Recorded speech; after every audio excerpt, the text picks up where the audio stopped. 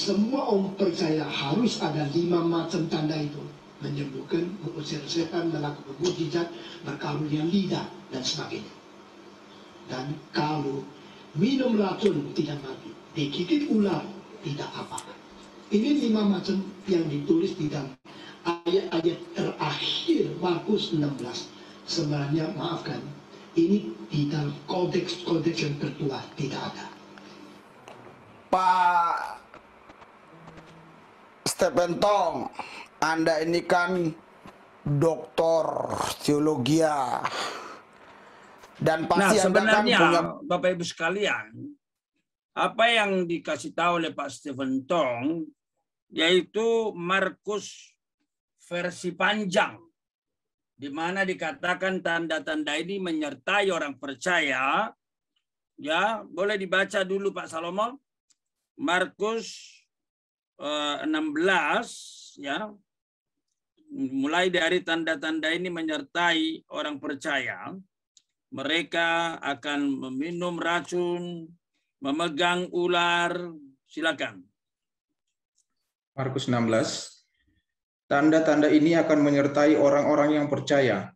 Mereka akan mengusir setan-setan demi namaku.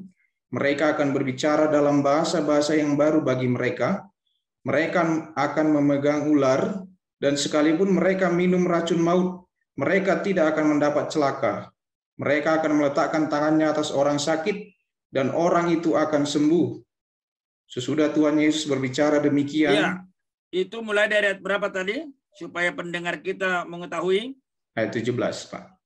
Ya, jadi kata yang digunakan itu adalah kata semeia, ya, tanda-tanda ini. Baca lagi tolong. Markus 16 ayat 17. Tanda-tanda ini akan menyertai orang-orang yang percaya. Mereka akan mengusir setan-setan demi namaku. Mereka akan berbicara dalam bahasa-bahasa yang baru bagi mereka. Mereka akan memegang ular, dan sekalipun mereka minum racun maut, mereka tidak akan mendapat celaka. Mereka akan meletakkan tangannya atas orang sakit, dan orang itu akan sembuh. Iya, jadi semua orang yang belajar teologi akan tahu bahwa memang dari ayat itu ada catatan. Ya, catatan. Kelihatan nggak ini? Ini teks Yunani ya.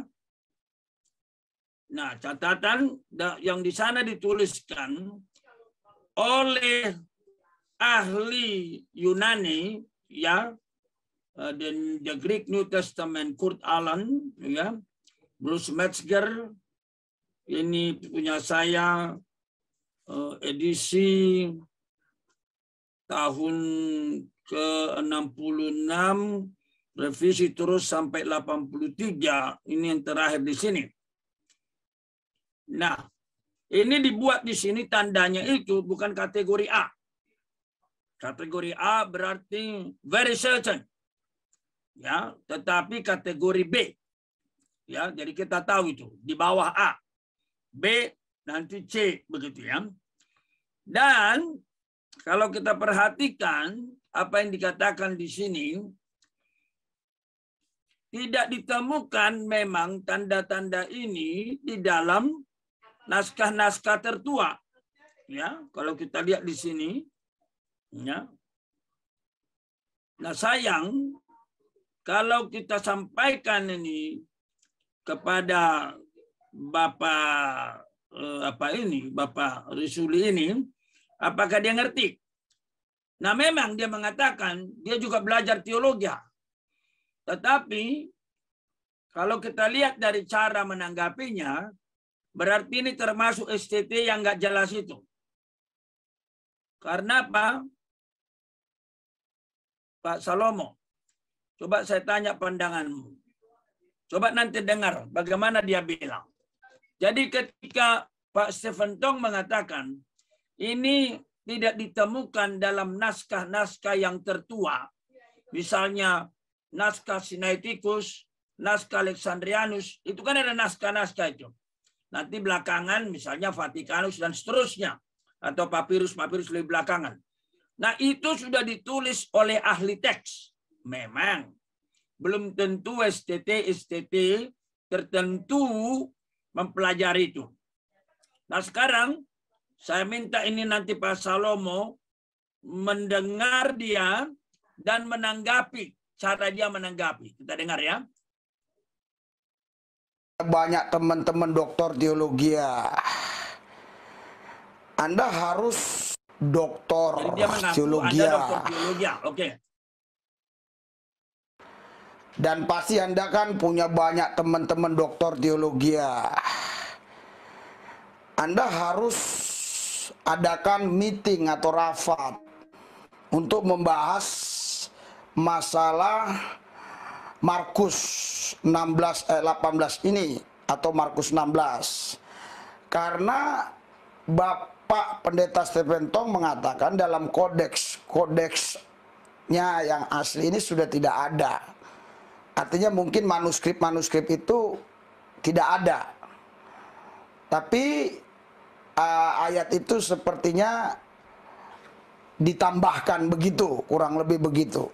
Kalau itu memang ayat tambahan supaya tidak jadi problem, ya, tidak jadi masalah baik bagi orang Kristen maupun non-Kristen, itu harusnya Bapak Stephen Tong dengan rekan-rekan yang hebat, yang sangat luar biasa dalam ilmu teologianya pergi ke Lembaga Alkitab Indonesia, dan di situ Bapak harus mengusulkan supaya ayat-ayat yang di Markus 16 itu dibuang. Ya, pertama ini bukan kepada LAI, dia sudah ini keliru ya. Apa yang disampaikan oleh Pak Stephen Tong itu adalah begini. Beliau menyampaikan di naskah utamanya atau di primernya ini tidak ditemukan di dalam naskah primer begitu. Bukannya justru ke LAI, dia sudah jauh apanya. Artinya sudah tidak masuk begitu ya. Yang disampaikan di sana adalah jadi kelihatan dia nggak ngerti naskah kan? Iya, Pak. Terlihat, bisa nggak lihat begitu? Sangat jelas sebenarnya. Jadi karena dia nggak ngerti naskah-naskah yang kita punya, maka Pak Lubis ini berkata, loh, Anda bilang itu tambahan. Ngomong dulu dong ke lembaga Alkitab. Padahal Bapak Ibu sekalian, baik yang di Zoom maupun yang di kanal YouTube melalui live streaming, mari kita akui kenyataan ini. Termasuk nanti teman-teman non-Kristen mendengar ini.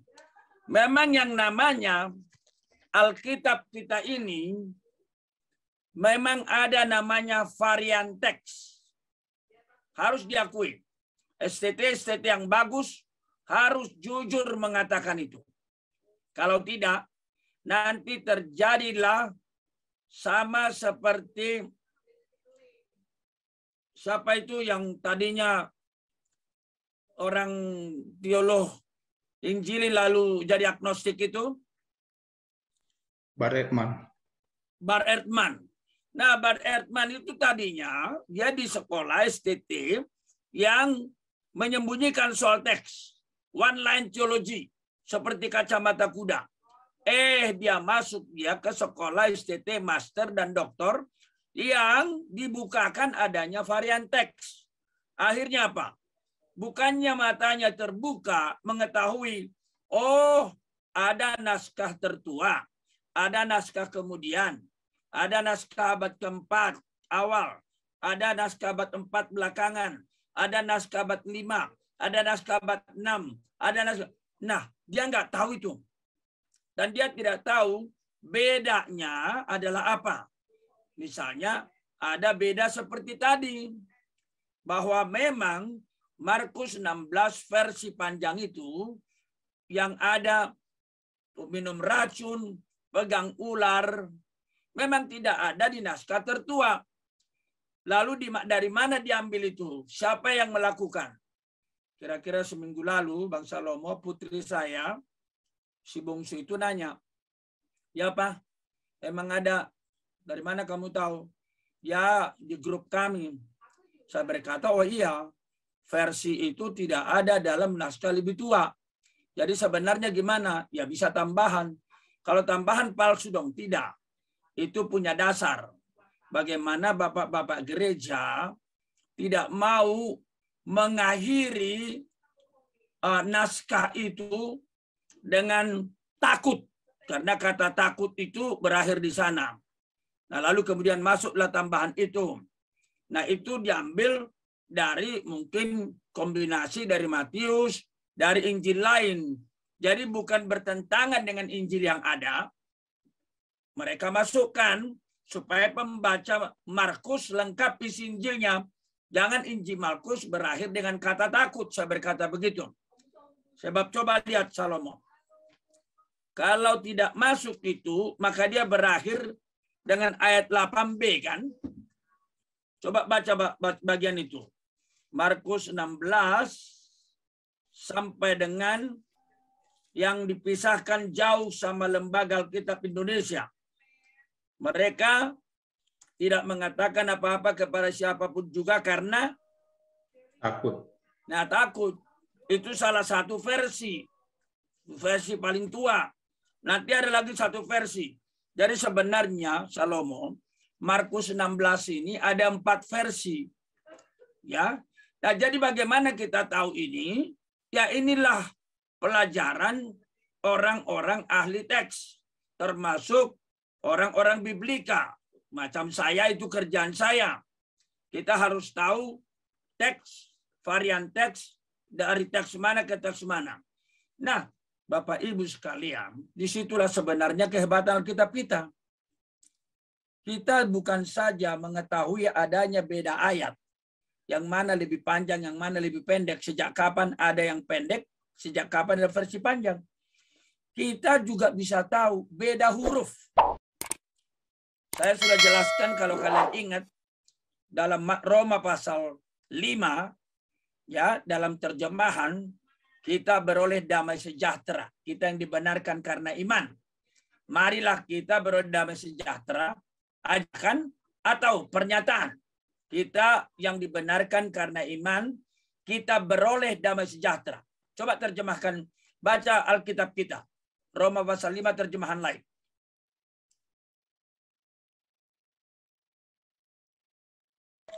Ayat 1, Pak ya. Ya. Sebab itu kita yang dibenarkan karena iman, kita hidup dalam damai sejahtera dengan Allah oleh karena Tuhan kita Yesus Kristus. Itu pasti. Kalimatnya kita beroleh. Coba baca sampai situ lebih lambat supaya pendengar kita mengerti. Sebab itu kita yang dibenarkan karena iman, kita hidup dalam damai sejahtera dengan Allah oleh karena cukup. Tuhan kita. Itu saja. Ulangi di situ. Kita hidup dalam damai sejahtera dengan Allah. Ya, kita hidup. Ini terjemahanmu terjemahan apa sih? LAI, Pak. Yang baru. Sebab itu kita yang dibenarkan karena iman, kita hidup dalam damai sejahtera dengan Allah oleh karena Tuhan kita. Sebenarnya bukan itu, ya. Kalau terjemahan dalam bahasa asli itu ada 2 versi. Marilah kita beroleh damai sejahtera atau kita beroleh damai sejahtera. Ya. Jadi terjemahannya begitu kalau dalam bahasa asli. Ya, dikayothentes un ekpisteos eirene ekomen prostonteon, ya. Ekomen prostonteon dia tukurio hemon Yesus Kristus. Artinya apa? Kita beroleh damai sejahtera dengan Allah, itu berarti statement. Kita yang sudah dibenarkan karena iman, kita beroleh damai sejahtera. Atau, marilah kita beroleh damai sejahtera. Jadi ada 2 versi. Kalau dilihat terjemahan bahasa Inggris, we have peace with God, atau let us have peace with God. Nah, bedanya di mana? Kalau kalian ingat, bedanya cuma 1 huruf. Apakah eirene ekomen tuteu omikron, atau apakah eirenen ekomen omega? Nah, kalau dia omega, berarti dia moodnya apa? Masih ingat nggak? Kalau dia omega, berarti moodnya subjungtif. Marilah kita beroleh damai sejahtera. Tetapi kalau dia omikron, berarti moodnya apa? Nominatif. indikatif. Semua Yunani udah kau hilangkan ya. Ya, kalau dia pernyataan comment berarti dia indikatif. Nominatif itu bukan mood itu. Ya, itu deklensi itu. Udahkah hancur lebur semua Yunanimu? Padahal sebentar lagi kau ambil master. Ya. Mohon maaf Bapak Ibu sekalian. Langsung saya kritik staf saya. Nah, comment itu berarti Omikron indikatif. Itu pernyataan. Kita beroleh damai sejahtera. Tapi kalau Omega, comment, mari kita beroleh. Nah, yang mana yang benar? Nah, itulah penelitian orang-orang biblika. Macam saya ini. Macam Anwar Chen dan kawan-kawan lain. Begitu. Jadi kita melihat perbedaan teks bukan hanya berapa ayat bertambah atau berkurang, satu huruf pun ketahuan. Itulah bersyukur betapa ilmiahnya Alkitab kita. Nah, Bapak Stephen Tong sedang membicarakan bahwa dalam versi panjang itu nggak ada naskah lebih tua. Itu dia. Karena tidak ada naskah lebih tua, kemungkinan itu ditambahkan Bapak Gereja. Nah, rupanya Pak Stephen Tong lebih berpegang kepada naskah lebih tua. Datang Pak Risuli ini. Dia berkata tadi apa? Bapak ini kan doktor. Kita ulangi ya. Nah, dia ini namanya, kalau orang Batak bilang, ya toina sobinotona. Ya. Kan dalam kodeksnya yang asli ini sudah tidak ada. Memang tidak Artinya ada, mungkin Lubis. Kau Lubis aku sagala. Doa tubuh kurohong. Kau belajar kau. Kau bilang kau belajar juga teologi. Berarti STT-mu dari mana? Kasih tahu dulu nanti ya. Dari mana STT-mu? Coba. Kalian belajar enggak teks-teks waktu S1 Pak Salomo? Pendeta Daily belajar enggak? Adanya naskah Kodeks Sinaiticus Alexandrianus belajar nggak? Ada, Pak. Iya, coba Setiara masih ada nggak di situ? Tiara, masih Pak. kau masih ada? Kau sekarang tingkat 3 ya? Iya Pak. Kau pernah diajar nggak adanya naskah Sinaiticus Alexandrianus?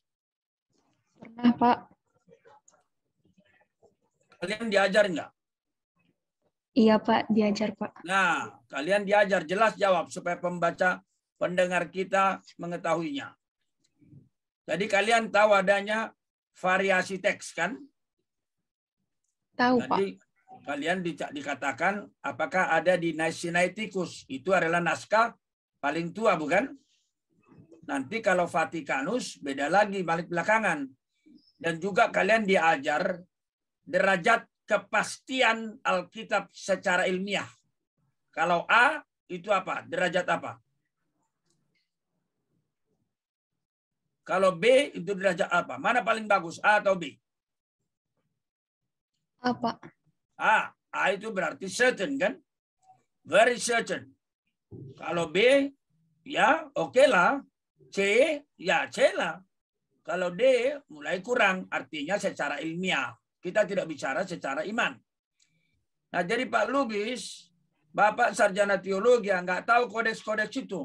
Masa Bapak suruh pergi ke lembaga Alkitab? Nah, ini yang katanya orang Batak, ya toidamang do nasobinotom. Dan urusami. Tapi kau berani kali kau mengkritisi seorang teolog senior.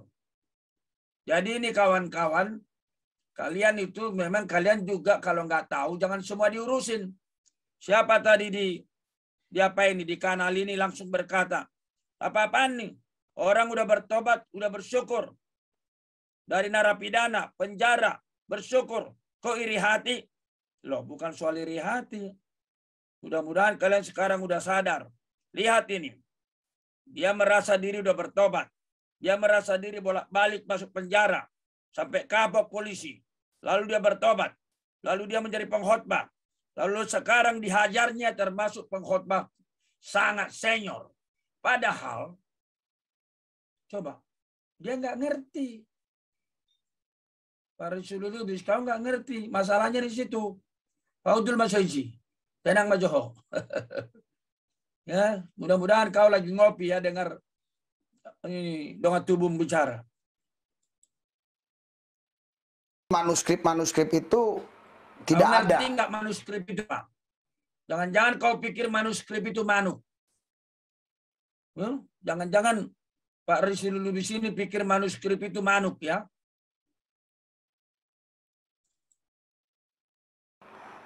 Tapi ayat itu sepertinya ditambahkan begitu, kurang lebih begitu. Kalau itu memang ayat tambahan. Memang ayat tambahan, nggak usah takut sama non-Kristen. Makanya kau belajar, kalau nggak tahu jangan ribut. Begitu loh Pak. Soalnya pengikutmu itu udah banyak, ratusan ribu sudah subscribermu. Bapak Ibu yang di kanal saya boleh tahu nggak? STT-nya Pak Risuli Lubis dari mana? Karena dia ngaku-ngaku dia juga belajar teologi. Karena dia berani nantangin. Boleh tahu nggak? Tolong dong yang tahu, tolong tuliskan di kanal kita ini. Dari mana STT Bapak ini? Nah makanya kalian pendengar ya Pak Risuli Lubis, kalau kesaksian-kesaksian pertobatannya nikmati. Tapi kalau dia bicara seperti ini hati-hati. Ya. Ini ditulis Bernhard. Pendeta Dr. Stephen Tong itu sangat menguasai doktrin Alkitab. Terlalu sepele Risuli. Nah, tapi masalahnya Bernhard, di sini dia pacok-pacokohon. Itu kan, pacok-pacokohon dari sini. Jadi dikira ratusan ribu yang menjadi subscribernya udah berapa itu Salomo? Ada 100.000 lebih ya? Kurang lebih begitu, Pak. Nanti coba cek dulu ya. Supaya hati-hati itu yang subscribernya itu.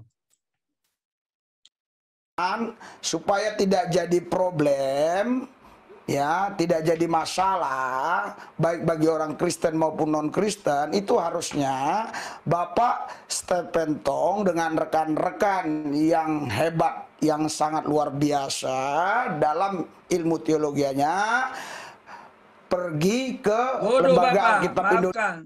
Buat apa ke lembaga Alkitab? Nanti ditanya nanti di sana ada Anwar Chen. Nanti dia bilang pulang kau. Memang itu ada naskah kok. Pak Stephen Tong bicara naskah, bicara ilmiah. Emangnya lembaga Alkitab yang menentukan. Oh, sarjana teologi ya. Nanti datang dari kampung kami, dia bilang sarjana lateung lah kami ini.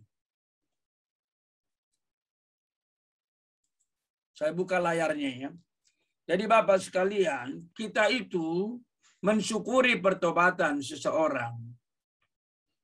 Jadi jangan ada menulis tadi di kanal saya, bagaimana nih Bapak MS ini, mantan narkoba, narapidana, tato, ya udah bertobat, bersyukurlah iri hati apa?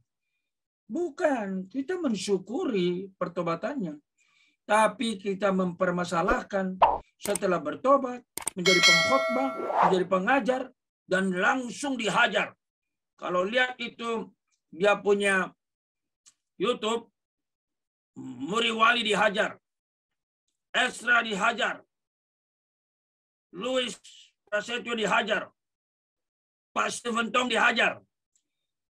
Nah, kayaknya saya terakhir dihajarnya. Mungkin karena saya dongat tubuhnya. Iya, baru terakhir saya dihajarnya. Jadi mungkin dia sisakan rahmatnya sama saya ya. Nah, kita dengar lagi ya.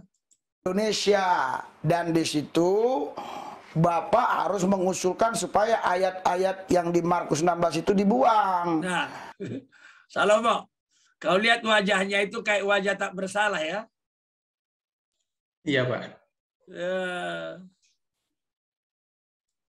Kalau memang itu masih tetap ada, berarti apa yang dikatakan oleh rekan-rekan kita, khususnya pihak Muslim, benar bahwa Alkitab itu palsu. Karena Pak Risuli, bukan palsu.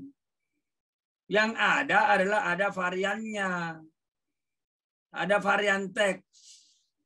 Jadi kau nggak usah takut soal itu. Semua Muslim saya siap meladeninya. Memang secara ilmiah Bapak Ibu, ada varian teks, ada teks paling awal. Alexandrianus dulu. Tapi ditemukan lagi manuskrip, ternyata paling awal. Maka huruf A sudah diberikan kepada naskah Alexandrianus. Terpaksa dibuatlah huruf pertama Ibrani, Alef. Nah, simbol Alef itulah untuk kitab manuskrip Sinaiticus yang lebih awal lagi. Nah, itu beda, ada variasinya. Ya wajar dari wilayah yang jauh ke tempat wilayah yang jauh. Nggak usah malu soal itu. Jadi beda, tidak sama dengan palsu. Jangan takut kau. Ada ayat-ayat palsu. Kalau ada ayat-ayat 1357 ayat palsu, yang lain juga palsu. Sama. Salah kesimpulanmu. Nah, itulah susahnya kalau nggak belajar. Tapi suka-sukamu lah. Lo masih.